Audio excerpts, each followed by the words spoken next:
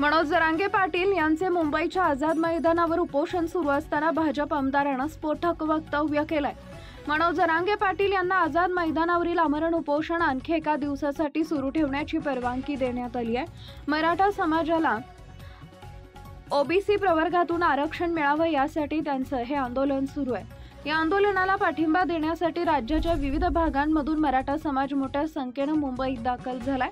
आरक्षण मिळाल्याशिवाय उठणार नाही अशी ठाम भूमिका जरांगे पाटील यांनी घेतल्यामुळे राज्य सरकारवर दबाव वाढत चाललाय। त्यातच आता भाजप आमदार संजय केणेकर यांनी स्फोटक वक्तव्य केलंय।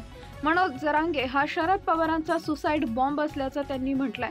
त्यामुळे राजकीय वर्तुळात चर्चांना उधाण आलंय।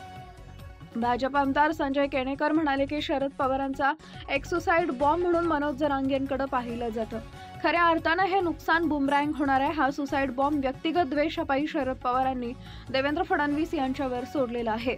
शरद पवार हे समाजाचं नुकसान करत आहेत। हा सुसाईड बॉम्ब समाजाला घेऊन नुकसान पोहोचवेल, त्यामुळे निश्चितपणे याचे परिणाम महाराष्ट्राला भोगावे लागतील। शरद पवार आपली भूमिका स्पष्ट न करता परस्पर जरांगे यांच्यासारखे सुसाईड बॉम्ब महाराष्ट्रात वापरतात, याचं दुर्दैव आहे असं त्यांनी म्हटलंय।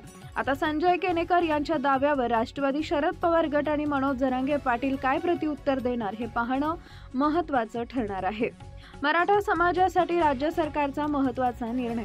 दरम्यान राज्यातील मराठा समाजातील पात्र व्यक्तींना कुणबी मराठा, मराठा कुणबी व कुणबी मराठा जातीचं प्रमाणपत्र व जात वैधता प्रमाणपत्र देण्यासाठी तालुका स्तरावर तहसीलदारांच्या अध्यक्षतेखाली गठीत वंशावळ समिती शासनाने 30 जून 2026 पर्यंत मुदतवाढ दिली आहे।